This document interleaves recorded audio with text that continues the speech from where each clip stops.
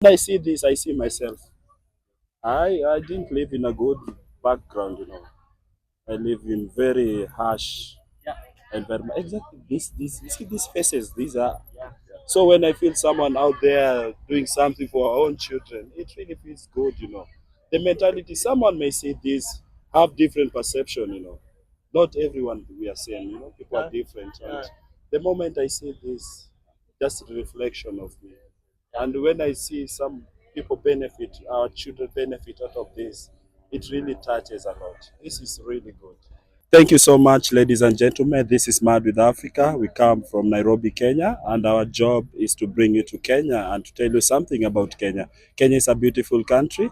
If you want to travel, travel to Kenya. Visit our website www.madwithafrica.com and you shall see all the packages we offer there.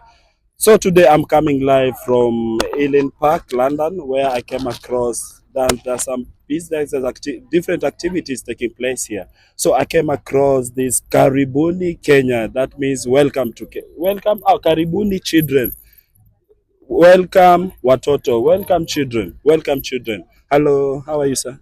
Good, thank you. Good to see you. Okay, good. What's your name? I'm Nigel Roberts. Okay. What about you, sir? I'm David Farmer. David from.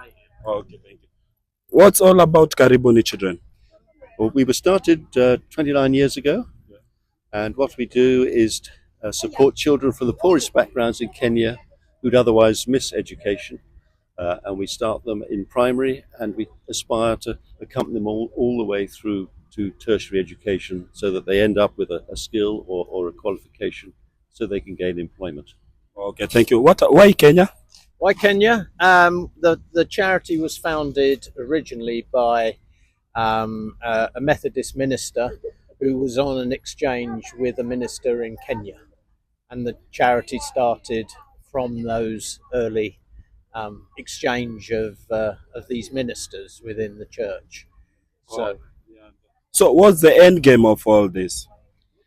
It's really to, I suppose, empower children families, so that they're actually better able to support themselves and probably help to build that sort of educated middle class, which will actually, I think, lead to further development within Kenya.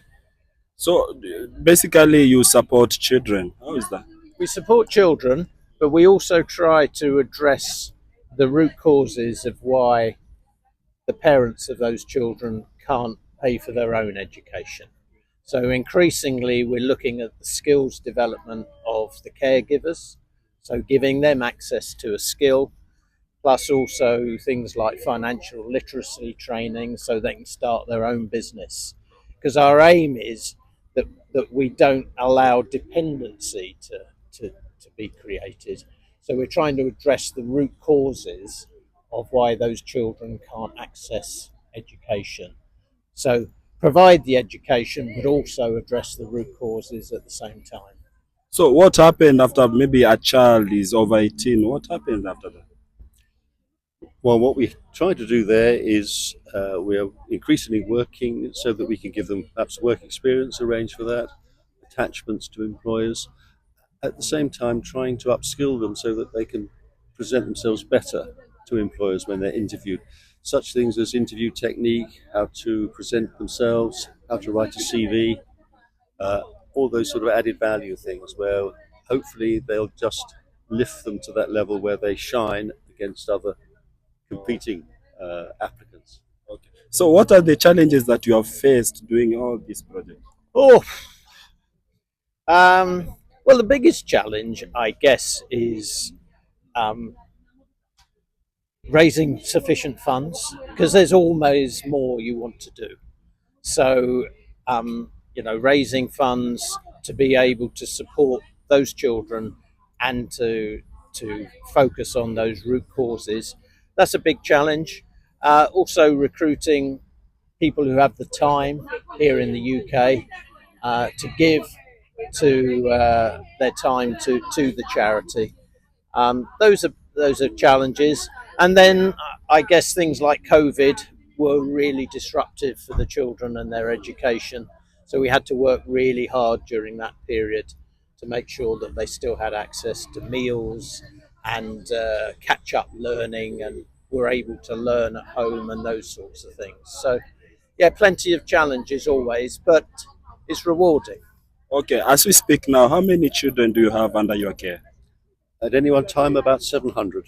700. 700. And they're split across probably 5 major areas. We have 2 projects in Nairobi, another at Njoro near Nakuru, one at Meru, and then another at Maramanti in Tharaka. And so they're spread pretty evenly across those 5 areas.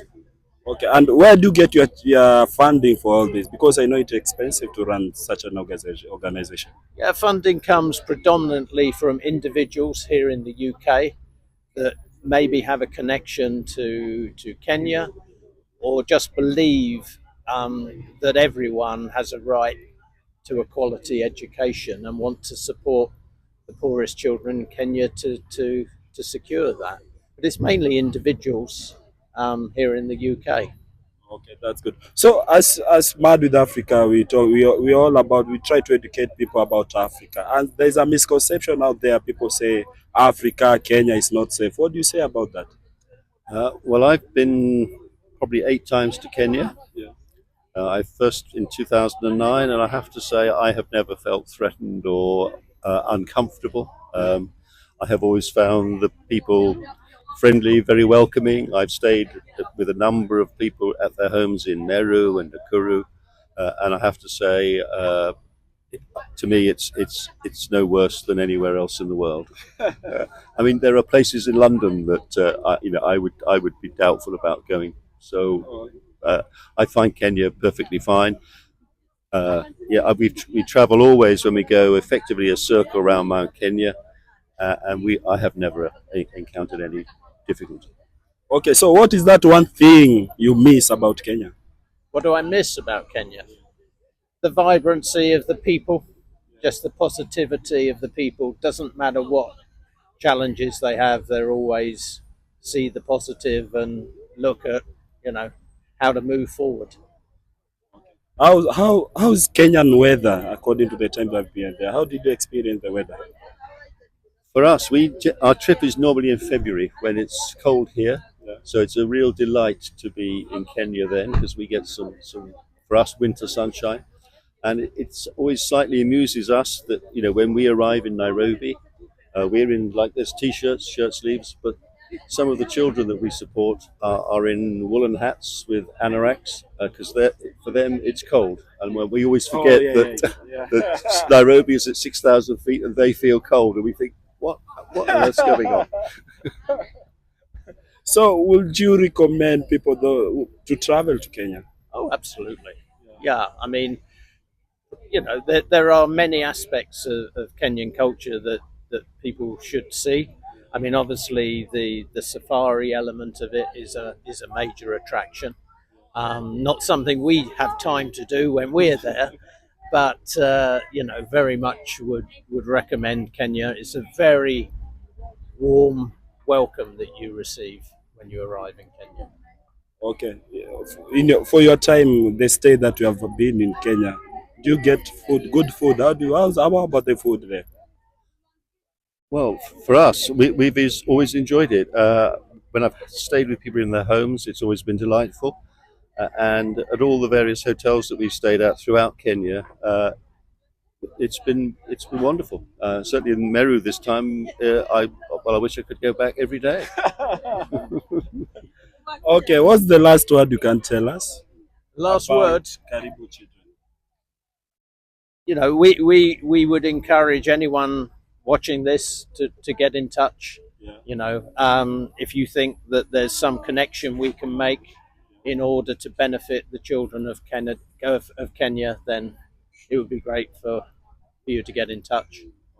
So is it only Kenya or you have other African countries? No, we operate only in Kenya. It would be there's so much work to do in throughout that part of Africa, but no, all our efforts are just in Kenya. That's the only place we operate. Okay, thank you. Kenya is the place to be. Thank you so much. This is Mad with Africa. Karibu children. Thank you. Go to our website www.madwithafrica.com. What's your social handle? Maybe website. It's www.carabuni.org.uk. Thank you so much, my friend. Have a lovely day. I really appreciate it. Thank you. Thank you. Have a lovely day. Thank you. Keep doing what you're doing. Thank you. Yeah, those are, I when I see this, I see myself. I didn't live in a good background, you know. I live in very harsh Yeah. environment. Exactly. This you see these faces. These are so when I feel someone out there doing something for our own children, it really feels good, you know. The mentality. Someone may say this, have different perception, you know. Not everyone we are saying, you know. People are No. different. And No.